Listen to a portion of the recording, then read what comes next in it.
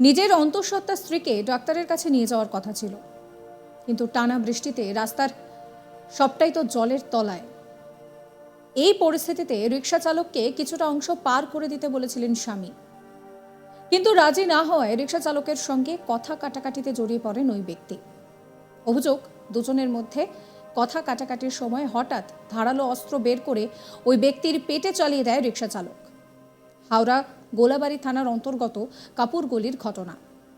এই ঘটনার তদন্তে নেমে অভিযুক্ত চালককে গ্রেফতার করা হয়েছে। চাঞ্চল্যকর এই ঘটনাটি ঘটে সোমবার 8 জুলাই। সকাল থেকেই বৃষ্টি হচ্ছিল। বৃষ্টির মধ্যে নিজের অন্তঃসত্ত্বা স্ত্রীকে ডাক্তারের কাছে নিয়ে যাওয়ার জন্য বেরিয়েছিলেন মোহাম্মদ দুলারা। বাড়ির সামনে কাপুর গলিতে জল জমে যাওয়ায় রিকশা চালক মোহাম্মদ জুগনুকে বলেছিলেন যে জলটা পার করে দিতে। জুগনু রাজি না হওয়ায় বচসা বাঁধে দুলারার সঙ্গে। অভিযোগ, দুলারাকে প্রাণে মারার হুমকি দেয় জুগনু। এরপর ছুরি বের করে চালিয়ে দেয় দুলারার পেটে। রক্তাক্ত অবস্থায় হাওড়া হাসপাতালে নিয়ে এলে সোমবার বিকেলে তার মৃত্যু হয়। তদন্তে নেমে গোলাবাড়ি থানার পুলিশ অভিযুক্তকে গ্রেফতার করেছে। খুনের মামলাও রুজু হয়েছে। জেরায় অভিযুক্ত জানিয়েছে তার স্কুলে তাড়া ছিল, তাই যেতে চায়নি, কিন্তু তবুও জোর করায় সে কিছু আর করতে পারেনি, কারণ তার রিকশায় উঠে পড়ে দুলারা। তখন মারামারি শুরু হয়। ডিসিপি নর্থ বিশপ সরকার জানান যে তর্কাতর্কি থেকেই ঘটনা ঘটেছে। অভিযুক্তকে গ্রেফতার করে খুনের মামলাও শুরু হয়েছে।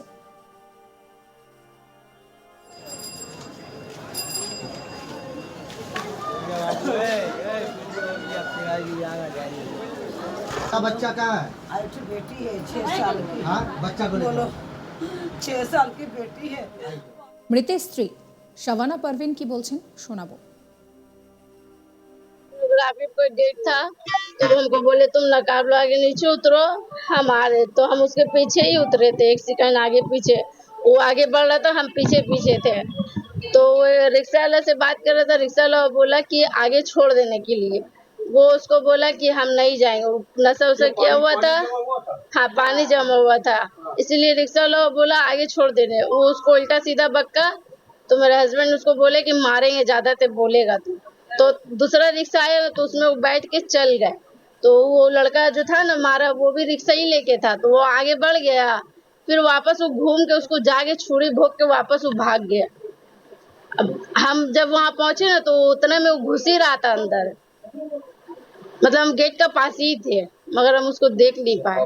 छुरी मारने के बाद क्या हुआ? वो हॉस्पिटल गया कैसे? नहीं, 2 घंटा घूम रहा था, खोज रहा था उसको मेरा 2 घंटे नहीं, मतलब मेरा हस्बैंड इधर उधर देखा, वो नहीं मिला। तो फिर उसको दर्द होने लगा, वो फूला हुआ था उसका पूरा पेट। तो हम फोन भी उसको 2 बार तक नहीं उठा रहा था, आगे पीछे हम लोग थे ना, तो नहीं समझ में आया, तो उसको ढूंढने चला गया। कारण यही है कि रास्ते पे जल जमा हुआ था और गोला छोड़ने के लिए। हाँ, बताइए प्लीज। मतलब मेरे हस्बैंड उसको बोले ना, उस पानी जमा हुआ है, वो रिक्शा लेके था जो मारा, उसको बोले कि वहां तक हमको छोड़ देने के लिए। तो वो बोला उसको कि हम नहीं छोड़ेंगे, उल्टा सीधा उसको कुछ बोला वो। तो मेरा हस्बैंड उसको बोला कि ज्यादा बोलेगा मारेंगे। तो दूसरा रिक्शा आया तो उसको देरी हो रहा था हमको लेके जाने में, दूसरा रिक्शा आया ना तो उसमें वो बैठ गए मेरा हस्बैंड, और वो रिक्शा वाला चला गया। आगे बढ़ के वो रिक्शा रख के ना उस चाकू लेके मार के उसको भाग गया। अच्छा, आपका हस्बैंड किस लिए गए थे बाहर? वो मेरा सोनोग्राफी था ना, आज डेट था, वो हमको लेके जा रहे थे उधर। आप ही थे? हाँ, पूरा कागज मेरे पास है। এই নিয়ে আমার কালিক বৈদ্যনাথ ঝাড় একটি রিপোর্ট দেখাবো।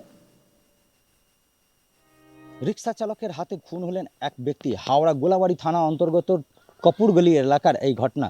অভিযুক্তকে গ্রেপ্তার করেছেন হাওড়া সিটি পুলিশের আধিকারিকরা। গোটা ঘটনা তদন্ত শুরু করেছেন ইতিমধ্যেই। সূত্রে মারফত জানা যাচ্ছে সকাল থেকে বৃষ্টি হচ্ছিল, যার ফলে হাওড়া গোলাবাড়ি থানার অন্তর্গত কপুরগলি এলাকা বিভিন্ন জায়গায় রাস্তায় জল জমে যায়। সেই সময় অন্তঃসত্ত্বা স্ত্রীকে নিয়ে মোহাম্মদ দুলার চিকিৎসক কাছে দেখানোর জন্য যাচ্ছিলেন।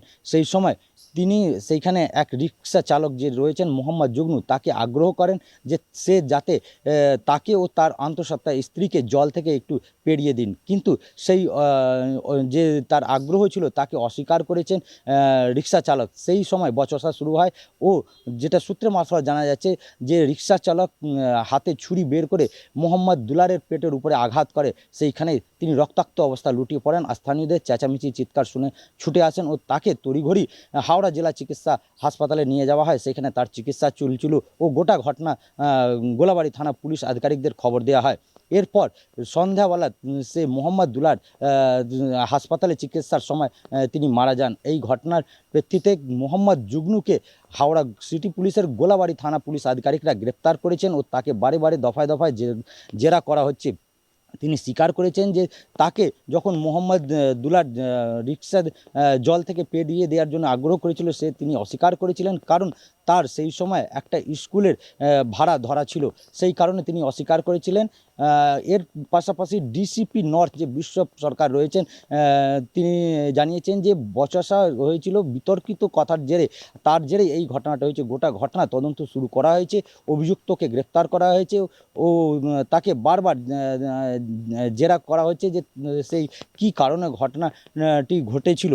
তাতে প্রথমে যেটা উঠে আসছে যে তর্ক বিতর্কর জন্য এই ঘটনাটি ঘটেছে এমনটাই জানা যাচ্ছে, কিন্তু প্রশ্ন উঠছে যে রিক্সা চালক যার পেশায় রয়েছে মানুষের সেবা করার জন্য, যে এক ব্যক্তি রয়েছেন মোহাম্মদ দুলার যে মারা গেছেন, সে নিজের আন্তঃসত্ত্বা স্ত্রীকে নিয়ে জল পেরিয়ে দেওয়ার জন্য আগ্রহ করেছিলেন, সেই আগ্রহটাকে অস্বীকার করেছেন মোহাম্মদ জুগনু।